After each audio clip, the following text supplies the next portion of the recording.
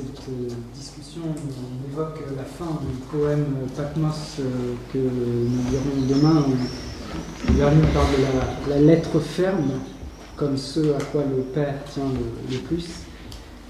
Et il me fait également penser à sa lettre à son éditeur quand il corrigeait les épreuves de ses traductions de Sophocle. Il corrigeait non seulement les fautes de coquilles, mais également la lettre, la forme des caractères. Il demande à son éditeur: est-ce que vous pourriez faire en sorte que l'arrondi soit un petit peu différent, de façon à ce que vraiment le signe envoie le sens d'une manière plus nette.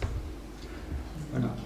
Et pour avoir l'expérience de travailler avec Jean-Paul à la fabrication d'un livre, je dois dire moi-même que je suis vraiment frappé par le fait que nous s'entende aussi facilement, aussi directement sur tous les aspects, ce qui est vraiment unique dans la petite expérience que j'ai quand on travaille avec un éditeur, évidemment.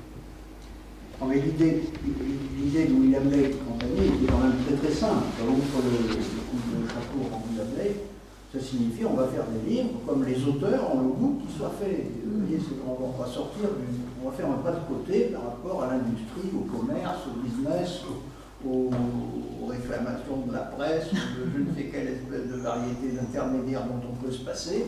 Et donc, ma première réaction à l'égard d'un auteur, ou même un traducteur en circonstance, c'est de dire essayez d'imaginer au mieux le livre que vous pourriez souhaiter qu'il soit, on va essayer de le faire. Bon, alors, étant entendu que, encore une fois, il y a quand même des contraintes, hein, c'est toujours la double négation dont on parlait hier. Bon, d'un point de vue technique, elles sont évidemment fondamentales. Et s'agissant de publier un texte pour moi classique, les traductions nouvelles bilingues de Holderlin, je dis, pour moi, le format, c'est nécessairement le format dans lequel doivent circuler aujourd'hui les classiques. On ne va pas inventer la poudre une deuxième fois et faire comme si nous réveillions au monde des poèmes qui couvrent déjà le monde depuis longtemps sans nous. Bon, donc, je vous ai dit, on va faire ça dans notre format de publication des classiques. Maintenant, pour tout le reste, faites-moi des suggestions et autant que possible, j'accepterai vos demandes. Voilà.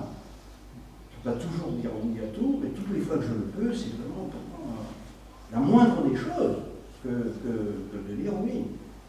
Il m'arrive de refuser aussi, attention, hein, je ne suis pas du tout toujours commode. Hein, il m'est arrivé de refuser, par exemple, c'était même un moment dramatique, mais à mes yeux nécessaire.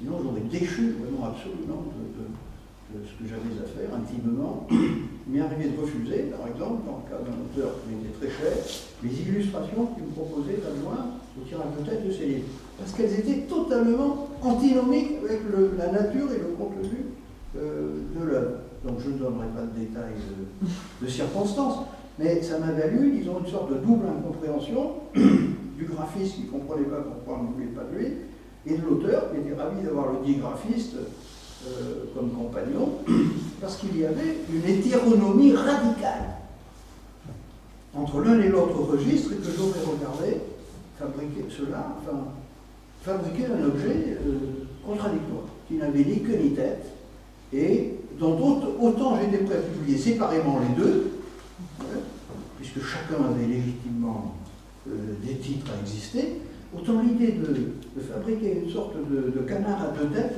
je ne pouvais pas. Je ne pouvais pas. J'ai réalisé quand même les exemplaires pour eux, mais je leur ai dit, moi je les fais pour vous, je vous les donne, je ne veux pas entendre parler, je ne veux pas les vendre. Et voilà, ça c'est un jugement, disons, de poète, pas du tout d'éditeur ou de commerçant. Je n'avais que des intérêts commerciaux à faire cela. Mais intellectuellement, je ne peux pas faire quelque chose qui m'apparaît aberrant. Avec la pleine conscience de son aberration et de sa gratuité, au mauvais sens du terme gratuit, c'est-à-dire faire n'importe quoi. Voilà. Donc il peut y avoir des cas dramatiques. Hein. Il ne faut pas s'imaginer que tout se passe toujours sans conflit. Mais là, le conflit était interne, par exemple. Là, pour moi, c'est un moment dramatique. Pardon. Je me disais que nos témoignages de lectrices en fait, des éditions c'est à la fois au départ une prise en considération du texte, c'est-à-dire notamment pour ces livres qui tiennent compte du fait que le texte appelle un format particulier, une attention particulière, mais en même temps, en prenant en considération le texte, on prend en considération le lecteur. C'est-à-dire que, en tant que lectrice des éditions William Ley, à chaque fois que j'ai reçu un livre, même que je l'ai acheté, même dans des formats classiques, je me sens, moi, véritablement, je ne dis pas ça parce que vous êtes là, mais saluée. C'est-à-dire qu'on a la chance, en tant que lecteur d'un texte, d'avoir une forme de considération, c'est-à-dire qu'on n'est pas dans un livre de poche. On ne peut pas être non plus, parce qu'on ne peut pas l'être tout le temps dans un livre d'artiste comme ceux qu'on a derrière des éditions à la Canopée, mais on est entre les deux. Et dans cet entre-deux, on n'est pas dans ni chaud ni froid, on est vraiment dans un espace propre et qui, je trouve, est rarissime. Parce que, voilà, soit c'est l'un, soit c'est l'autre. Je reçois énormément de lettres de gens inconnus, absolument inconnus, qui m'écrivent cela, en me disant, pour une fois, c'est un livre. Et ça, un truc qu'ils ont acheté dans une librairie, ils ne me connaissent pas, ça m'est arrivé des dizaines de fois. Et je dirais que c'est un retour qui ne me paraît pas du tout impensable, parce que j'ai vraiment le souci, je ne dirais pas de la dignité du lecteur. Et ce souci de la dignité du lecteur, je le dois à la dignité de l'auteur. Et je ne conçois pas de mal imprimer un texte qui serait inconcevable, imprimé d'une façon insuffisante, et je n'imagine pas, ayant à l'imprimer, ne pas l'imprimer de telle sorte que le destinataire, c'est-à-dire le lecteur, puisse se sentir offensé de recevoir toutes ces espèces. Donc, le souci du lecteur, je l'ai. Et je souffre quand je reçois un mauvais livre mal fait. Donc là aussi, il y a une proportion à maintenir. Enfin, il est inconcevable pour moi de publier un texte que j'aime de mauvaise façon. Et comme je ne publie que des textes que j'aime, je ne encore rien de mauvaise façon. Mais le souci du lecteur est assez fondamental pour moi. Pas comme un souci extérieur, hein, mais c'est une affaire de dignité de l'acte, à tous les coups. Il y a une dignité du texte, il y a une dignité de sa proposition, il y a une dignité de sa réception. Et c'est dans ce seul champ qu'il y a lieu de se tenir. Tout ça plaise ou ça ne plaise pas, qu'on vous trouve bizarre ou au contraire qu'on ait des raisons de s'en satisfaire, ça ce sont des effets d'après-coup. Mais en tout cas, quant à moi, je ne peux pas imaginer mal faire, sous ces rapports-là.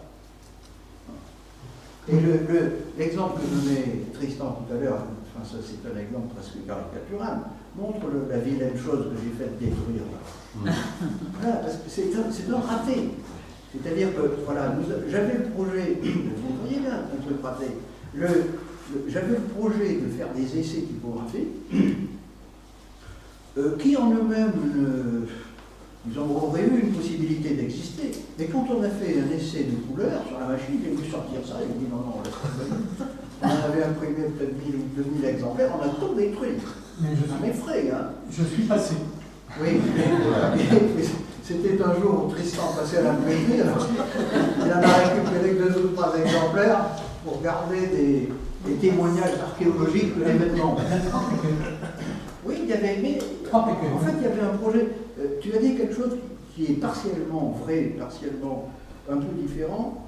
Tu as dit que c'était une première tentative de l'invention du lecteur, une première maquette de l'invention du lecteur. Ce n'était pas exactement une première maquette, c'était l'idée d'une première publication. C'était en soi un texte pour moi, ce truc-là.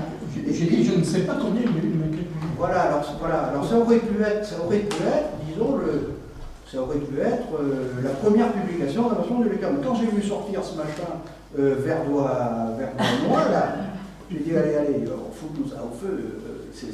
Voilà. Et du coup, ça n'a jamais été publié. C'est donc un livre qui reste à faire. Parce que le texte est pas mal. Enfin, j'aurais des raisons de republier le texte. Mais je n'ai pas trouvé la manière de le faire. Je ne sais pas. C'est un truc qu'il faut reprendre à zéro.